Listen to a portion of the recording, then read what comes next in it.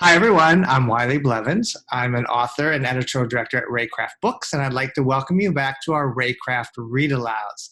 Tonight, I have another nonfiction book to read to you. As you already know, I love informational books. When I was a kid, they used to call me an info kid because those are the kind of books I loved more than anything. Tonight's book is about a topic I find really interesting because it's related to one of my favorite foods. I live in New York City and I eat a lot of Chinese and Thai food. And what's one of the main ingredients in that food? Rice. Have you ever wondered how rice was grown and harvested, how it ends up on your dinner plate? Well, this book will share a lot of that information. The author is also the illustrator, Hong Cheng Yu. This is the cover of the book, Rice. And she spent several months in China in a village where they grow rice. And a lot of what you will see are paintings based on the people she met and the things that she saw and learned. So I hope you enjoy Rice by Hong Cheng Yu.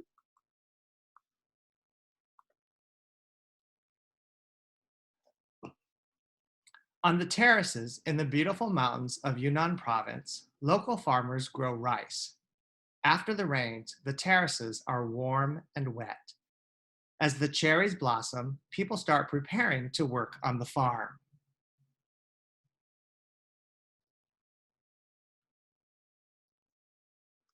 Before planting, farmers have to plow the soil, which has hardened during the winter. They use tools like a plow and rake to soften the earth so that the rice seeds can root easily.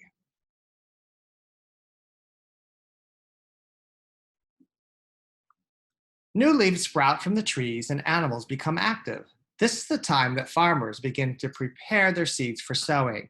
They choose big, strong seeds, soak them in warm water, and leave them in a warm and wet bamboo basket for 3 to 4 days until the seeds begin to sprout.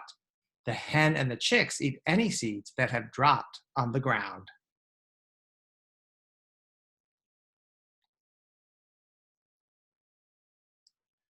The flowers on the pear and peach trees blossom and wilt.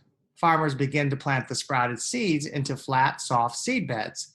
In the warm sunlight, the seedlings will become healthy and strong.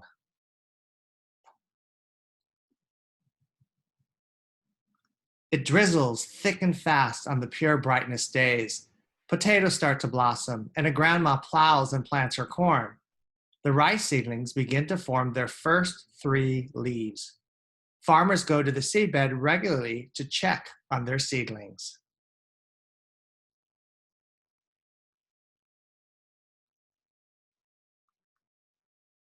By now, there are 5 to 6 leaves on the rice seedlings, which makes the seedbed a very crowded place.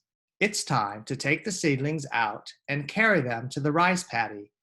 Care has been taken to make sure the paddy has been plowed and the dam reinforced. Take a look at the clouds.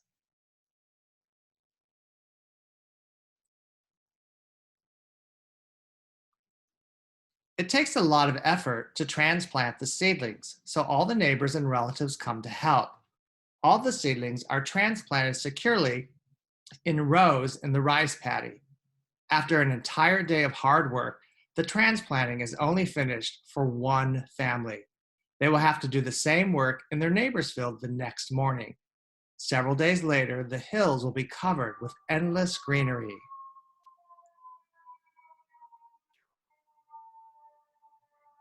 The leaves of the rice plants rustle when the rain whispers to them, "Little grain, may you prosper and bring everyone a bountiful harvest." As the seedlings adapt to their new environment, they become stronger and stronger. Farm children play on the swing near the field, hoping to drive bad weather and pest problems away as they fly up and down.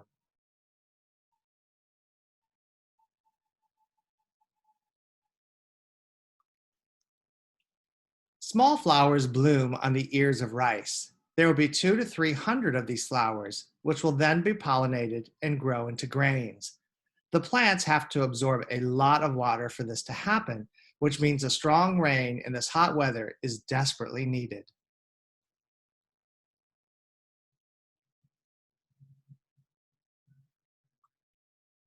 The big and heavy ears make the rice stalks bow. To prevent them from falling into the water and drowning during storms, they are bundled up tightly. As the rain stops and the sky becomes clear, sparrows will peck at the rice grains. Scarecrows are placed in the field to scare them away.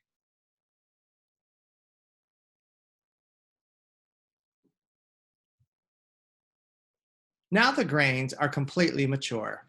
On a sunny day, the family harvests the rice together. The ears of rice are cut with a sickle and then put into a wooden container to be separated. Farmers separate the grains by shaking them inside the container. The rattling sound echoes through the village. Carps, loaches, and finless eels have grown big in the paddies. Children catch these fish after the harvest. They make a delicious dinner.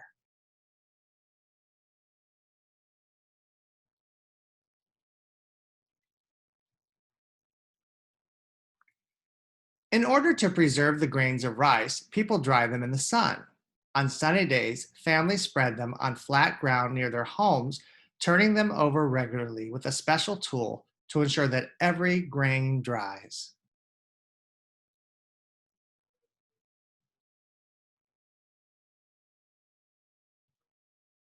There are husks on the outside of the rice grains, which must be cleaned so the rice can be eaten.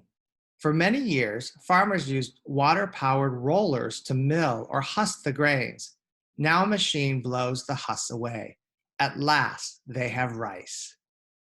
As the biggest festival in October draws near, every corner of the village is cleaned and the best food is prepared. A banquet is held in the streets to celebrate a bountiful year and to pray for good luck in the coming year.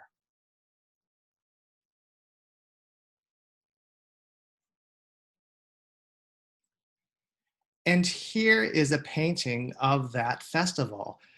This painting really takes my breath away because it looks so real. It looks almost like a photograph. Take a look at all of the smiling faces of the people in the village and how proud they are of the hard work that they have done.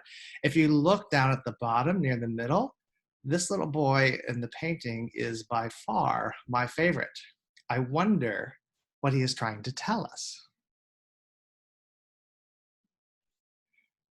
So, if you get a chance to read this book in your library, you'll find a bunch of back matter sections that add additional information on the Chinese lunar year. And every page in the book, there are additional details that you can learn about rice. Here you see some more of those wonderful details and drawings. And it ends with some information about why we eat rice and all the different kinds of rice. Well, I hope you enjoyed this informational book. Please go to our website at www.reycraftbooks.com, where you can see some of our other books and let us know if there are specific ones you want us to read. Please also visit our YouTube channel, where you can see readings of other books that we have done. I want to thank you for joining me today. I hope you have a wonderful day, and I hope to see you back here soon. Goodbye.